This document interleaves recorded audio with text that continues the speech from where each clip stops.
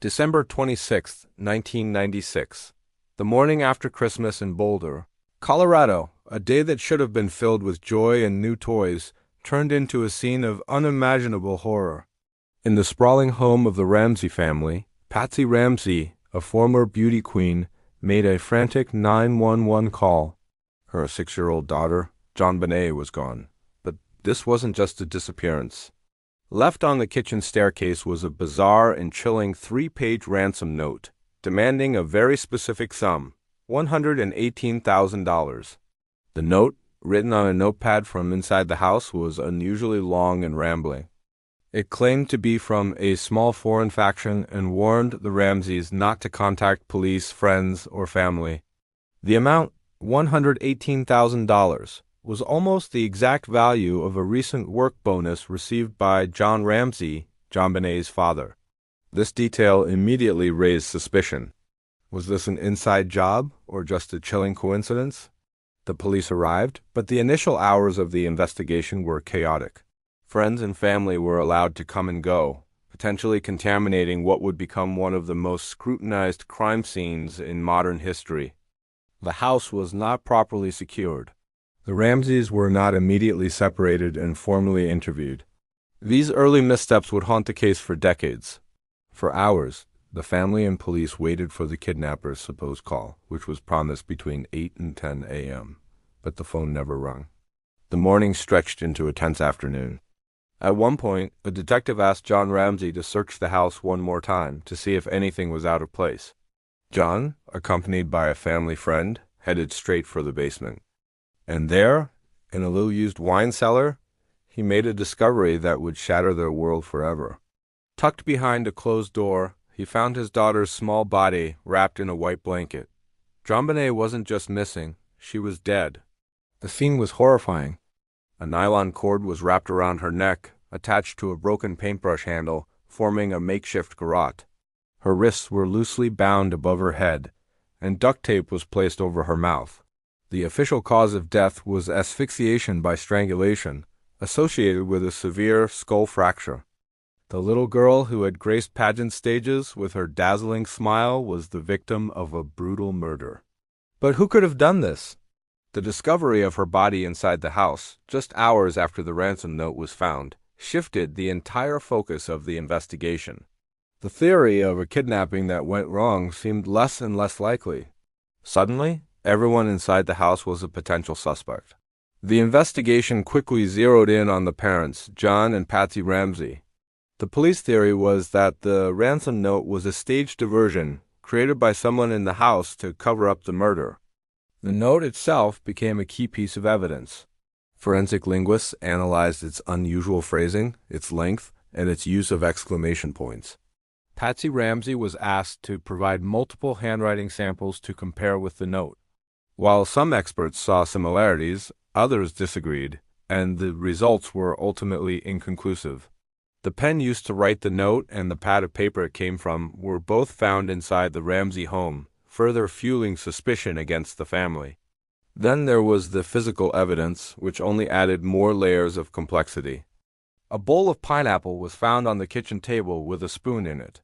JonBene's autopsy revealed partially digested pineapple in her stomach, suggesting she had eaten some time after she was supposedly put to bed.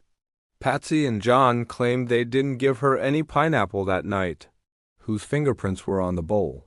The results were, again, frustratingly unclear. Outside the house, a broken basement window offered a possible entry point for an intruder. A suitcase was found placed beneath it, as if to be used as a step. But there were no clear footprints in the snow outside, and a pristine spiderweb in the corner of the window frame suggested it hadn't been disturbed in some time. One of the most significant and perplexing pieces of evidence was the DNA. Unidentified male. DNA was found in JonBene's underwear and under her fingernails. In the early days of DNA technology, this was a bombshell. It pointed directly to an unknown male intruder. This DNA did not match John Ramsey or any other male member of the family, including JonBene's older brother, Burke, who was 9 at the time. Over the years, this DNA profile has been run through national databases countless times. checked against hundreds of potential suspects, but it has never produced a match. This single piece of evidence has kept the intruder theory alive and has been a major point of contention between the Ramsey family as defenders and those who believe the family was involved. As the investigation faltered, the media circus exploded. JonBene was not just any little girl. She was a child beauty queen. Videos and photos of her in full pageant makeup, with elaborate costumes and styled hair, were broadcast around the world. The public became fascinated and horrified.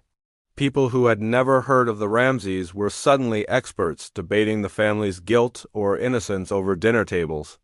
The intense media scrutiny put immense pressure on both the family and the Boulder Police Department. The Ramseys were portrayed as wealthy, eccentric, and suspicious.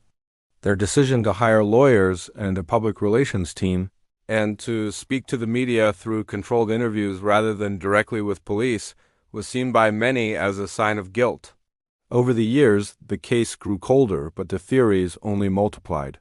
Was it an intruder who broke in, wrote the elaborate ransom note, and then killed JonBene before he could escape?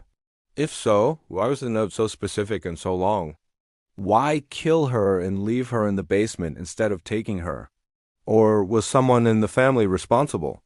One theory suggested Patsy, in a fit of rage over a bedwetting incident, struck JonBene, accidentally killing her, and then panicked and wrote the note with John's help to stage a kidnapping. Another theory, which gained prominence years later, pointed to JonBene's brother, Burke. This theory proposed that Burke, perhaps annoyed with his sister for stealing a piece of his pineapple, hit her over the head with a heavy object not intending to kill her, and that his parents then covered up the crime to protect their surviving child. The Ramseys have always vehemently denied these accusations, and Burke Ramsey later won a defamation lawsuit against a network that promoted this theory. In 2006, a decade after the murder, there was a stunning break in the case. A man named John Mark Carr, a 41-year-old American schoolteacher living in Thailand, confessed to the murder. He was arrested and extradited to the United States. For a brief moment, it seemed the mystery was solved. Carr gave disturbing, detailed accounts of his obsession with JonBene, but his story quickly fell apart. His DNA did not match the profile found at the crime scene. He couldn't provide any details about the murder that weren't already public knowledge. It turned out he was a troubled individual with a history of false confessions. The charges were dropped, and the hope for a resolution faded once again. In 2008, the Boulder County District Attorney's office took the unprecedented step of publicly exonerating the Ramsey family based on the DNA evidence. The DA wrote a letter to John Ramsey, formally apologizing for the suspicion that had been cast upon them. However, not everyone in law enforcement agreed with this decision. The Boulder Police Department has always maintained that the family remains under an umbrella of suspicion. Patsy Ramsey tragically passed away from cancer in 2006, never seeing justice for her daughter. John Ramsey has continued to advocate for the case to be solved, pushing for more advanced DNA testing on the evidence.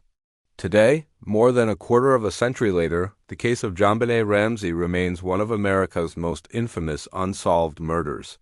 It's a tragedy that goes beyond the loss of a little girl. It's a story of a flawed investigation, a family torn apart by suspicion, and a media frenzy that shaped public opinion in powerful and perhaps unjust ways. The files remain open, filled with conflicting evidence and unanswered questions. The garrote, the pineapple, the ransom note, the unidentified DNA, each is a piece of a puzzle that no one has been able to solve. For now, the identity of who killed JonBene Ramsey remains locked away in the secrets of that cold December night. Thank you for watching. This case is a difficult one, and if you or anyone you know is struggling with grief or trauma, please know there are resources available to help. If you found this exploration of the JonBene Ramsey case compelling, please like this video and subscribe to our channel for more deep dives into history's most fascinating unsolved mysteries. Let us know your thoughts on the case in the comments below. Stay curious, and we'll see you in the next one.